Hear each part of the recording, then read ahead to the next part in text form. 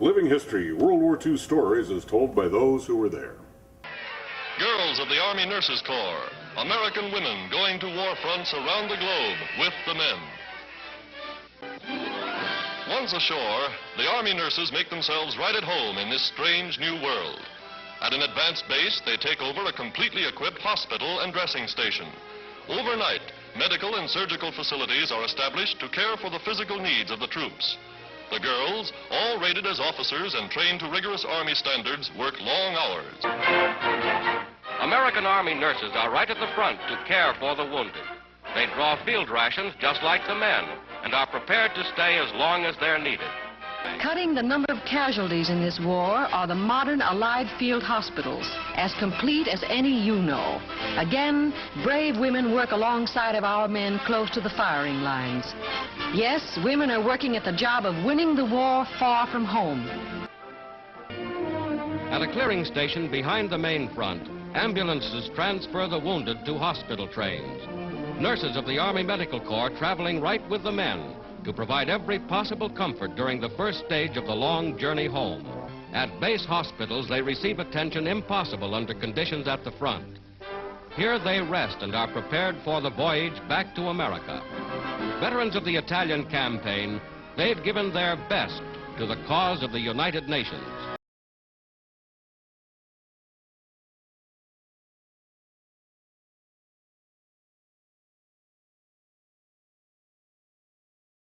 To Oran, Africa. We were watching a convoy. We were right on the Mediterranean Sea, way up on a cliff. We were watching a convoy come in. And just then there was the most tremendous explosion and the whole sky was white smoke. It was an ammunition ship that had been hit by a torpedo right there going into the harbor. And then the day before, we were all out on deck thinking, oh, we've arrived safely. Well, it wasn't safe. Ain el Turk, it turned out, was a Riviera resort for the French. And there were, I think, 105 villas that we were to occupy on 3 levels. The sea level and the middle road and the upper road, as we called it. Little villas. We couldn't put more than 10 or 15 cots in. So, to take care of 2,000 patients, we had miles of the upper road, middle road, lower road. We had no telephones, so everything had to be communicated on heel and toe. And the hill, we called it Coronary Hill, to climb from the bottom up to the top. We all lost. I suppose the average weight loss the first 3 months or 6 months was at least 25 pounds, at least, because we only ate twice a day. Patton was still there, you see, and we were getting casualties in from the Algiers area, and we were, I think, maybe 250 miles. So there were evacuation hospitals up close that did what they really first aid type of thing. And then we would get them if they needed what I call more long-term cases. And we get them for even secondary closures. They don't even close all the wounds. So how long were you there in North Africa then? 1 year. 1 year to the day almost, I think. Then we went to Italy. And those hospitals were full because that was a mean, dreadful war in Italy. Were the Germans bombing Naples while you were there? Every night, because see, that's a harbor. What did we do when they bombed every night? Well, we stayed right where we were because you can't leave patients. You don't run off to a bomb shelter and leave your patients.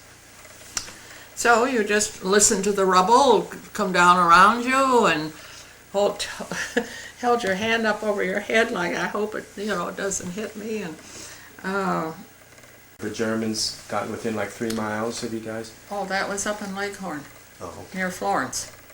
Right. They were. Now, we were told one night, and we had about 2,000 patients.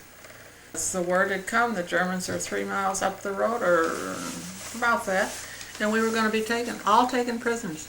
So we just had to, quick do what we thought you should do before we were captured.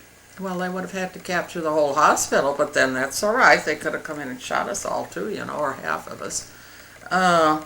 Or tortured us. We didn't know what would happen. But fortunately, and I wish I could remember the details of which unit saved our lives, because we were very relieved when we found out the next day that they'd been pushed back.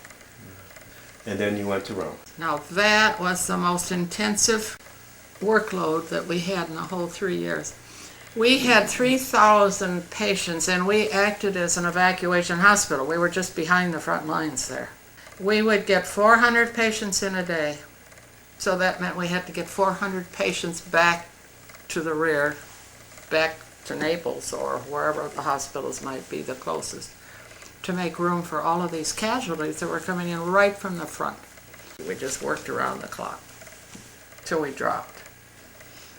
5 stories, no elevators, of course. And all these patients, as I said, 400 patients in, 400 out, all have to be littered up and down stairs. And I can remember one evening when I thought I couldn't make another step, let alone a whole stair. I just sat down on this step and held my head and thought, I can't do it. I cannot go on anymore. I just can't.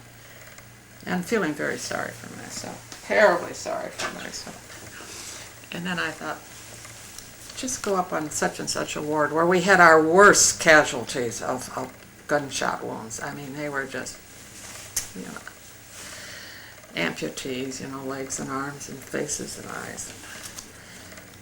And I walked through there. That straightened me out. I just thought, you're feeling sorry. You're just tired, that's all. You're just tired. Look at those kids. They're mutilated for their whole life. Some of them are going to die. So, I mean, it was tough. His wife had a baby while he was overseas. And he wanted to see that baby so bad, and his wife, of course. And so he was probably, we knew he was going to die that night or any hour. I had made arrangements to ask one of the nurses if she'd mind staying with this patient, because he was so terrified. And I did try to do that. Any patient that you knew was going to die within the next few hours, I always tried to and let the nurses know that I would like to have them there with them and keep them as comfortable as possible and sedated and reassure them as much as possible. And this lad said to the nurse, "Oh, nurse, am I going to die?" And she said, "Oh, no, you're not going to die." Well, of course she knew he was. And then he said, "Nurse, please don't let me die. Don't let me die. I have a new baby at home. I haven't seen my baby. I've got to go home and see my baby, so don't let me die." And of course he was he went in and out of what do I want to say, consciousness, but he was irrational. So one minute he'd be home milking the cows. He was a farm boy. And then the next minute he knew what was happening, but he died. And as this nurse said, I certainly went back up behind anything I could find, and I had a good cry, but she said, I cried lots of times when patients died.